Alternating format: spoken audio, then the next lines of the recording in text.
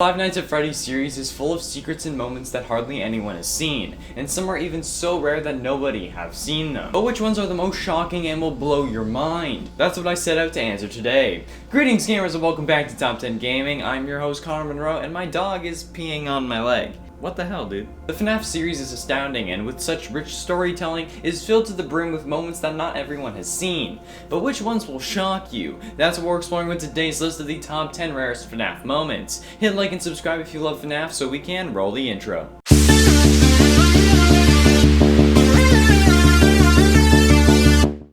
And at 10, DREADBEAR's secret ending. The Curse of DREADBEAR DLC for Help Wanted came with its own ending. While it is the most common occurrence on the list, I don't know how many people have actually done it first try.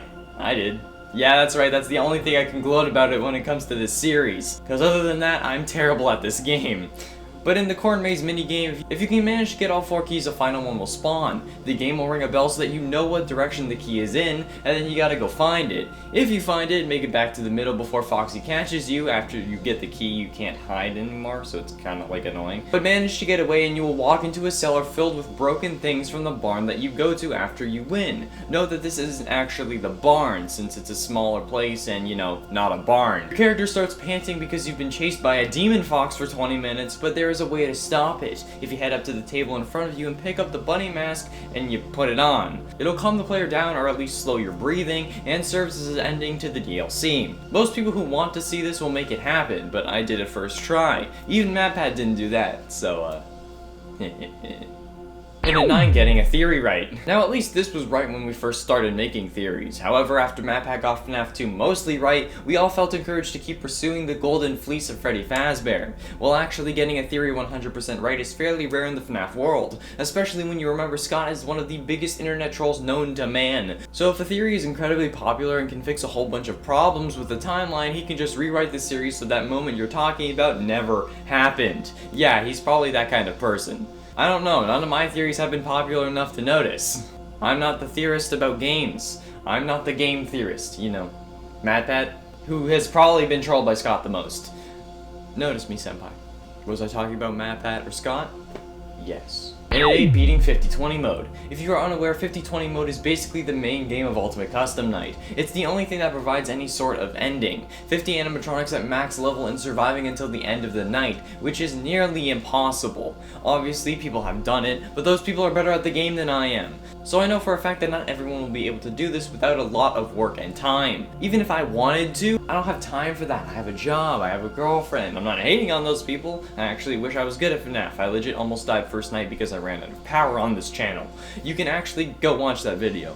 I ran out of power, but I managed to make it to 6 AM before I got jump scared. So thank God, because I hate horror and being scared in general. Horror games in VR are literally the worst thing I've had to do on this channel. Even if I did suggest it. Unless I'm getting paid bank for it. Or if I need to do it to pay rent. Either way, not everyone is going to be able to beat 50-20 mode. So I'm going to call it rare, and honestly, you can't fight me on this. And at 7, staring animatronics. The first camera we see when we open a FNAF is the one of all 3 animatronics standing at the main stage. This is normal. However, sometimes the animatronics can start to stare at the camera. While that in itself can be fairly rare, however, having all 3 animatronics look at you is something you can only see in your dreams. Not actually, I'm just kidding, but it's a rare occurrence that I've never seen personally. And do you know how much I've played the first FNAF game? Not much. But I've still never seen it. Plus, I've never seen anyone else get it unless it was a picture on Google. I mean, if I'm wrong, feel free to correct me in the comments. We all know people are going to do that anyway, but at least this way you know I gave you permission, and maybe that'll discourage you because I'm letting you. By no means is this the rarest thing on the list, but this isn't the most common thing either, so just chill out if I'm wrong. Relax. Number 6, seeing coffee.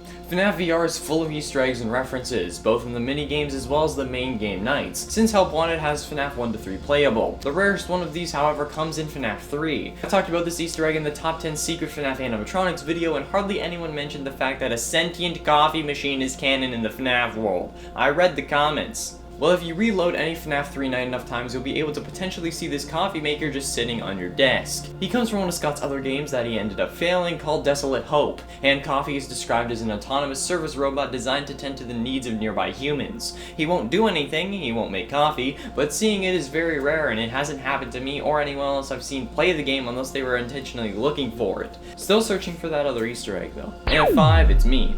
Speaking of that other Easter egg, let's talk about this It's Me one from the Curse of DREADBEAR DLC. At this point, I've only seen one channel actually get this Easter egg, and I've spent countless hours trying to find it myself, but to no avail. I got comments saying that Daka was able to get it, but I wasn't able to find the video, so I can't confirm or deny that claim. And I'm only running with what I know, it's the best any of us can do. The It's Me Easter egg, if you're unaware, is only available in the Curse of DREADBEAR DLC for How Wanted. After you win a level and get sent to the barn with a banner saying you won, 3 posters will be around the room. You also get like 4 darts. If you manage to get all 3 posters as clowns, which is just based on luck, and hit them each with a dart, the room changes into a form of blacklight room and the banner flips from saying congratulations to it's me, and everything just looks hella creepy. And at 4, FNAF 2 Help You. FNAF VR has questionable canonicity when it refers to the events that take place during games that we've seen before. Like in the first 3 FNAF games, we can't be sure if things are different than the ones from the canon lore. For example, in FNAF 2, you can see a naked endoskeleton commonly called Endo, who can just be standing in your office and doesn't have any effect on gameplay. I don't know if this is possible in FNAF 2 originally, but it wouldn't be a big deal if it was. However, what would be a big deal is the fact that even on rarer occasions, if you turn around to look at the filing cabinet and stuff behind you, you may actually be able to see Helpy just chilling there. Now obviously you couldn't look behind you in the original game, but Helpy also wasn't canon at this point. He first appeared in FNAF 6, Pizzeria Simulator if I'm not mistaken, and then he hit the gym hard. I need Helpy's motivation, man. Either way, looking behind you in a horror game is always a bad idea, especially in VR, and things can be coming at you from anywhere. But like, if it is canon, what does that mean? Why is Helpy there? What? And at 3, Pirate Ride Score Reset. One of my favorite levels of the whole FNAF VR experience was the Pirate Ride minigame from the Curse of DREADBEAR DLC. This is a relaxing ride where you shoot targets and then try to get the highest score possible so you don't get jump scared. Oh, there's also horror and death-filled hidden sections only unlockable after you hit Helpy in the face with one of your blue balls. Or green. Or red. Actually, no, they're just green. No matter if you manage to get all the death-filled Helpy sections in one ride, you can get the astounding score of 10,000 points. This is actually fairly tough, by the way. If you end up getting above that, your score will reset back to 0 if you hit just one more target, and then you'll get jump scared because your score is 0. There is no way to make it with enough time to bring it up back to 1.5k, which is what I think the minimum score is, at least from my experience. But hey, at least the 0 will have a new color in it instead of just being plain, right? Freaking hate jump scares. And at 2, First Secret. There are secrets hidden everywhere in the FNAF series. We know about all of them now, but what about when the games came out? The secrets didn't release along with the games, like Scott didn't provide a Steam list full of secrets that we needed to find. Typing numbers into a brick wall? Who was the first one to try that? This is what this number is about. The first player to find a secret and then share it can only happen once, making it one of the rarest occurrences in the games. It's not number 1 since there are so many games at this point that my mom could have found a secret, but it's still incredible to think that someone had to find these little things out, and now nobody else will find that secret for the first time. It's incredible.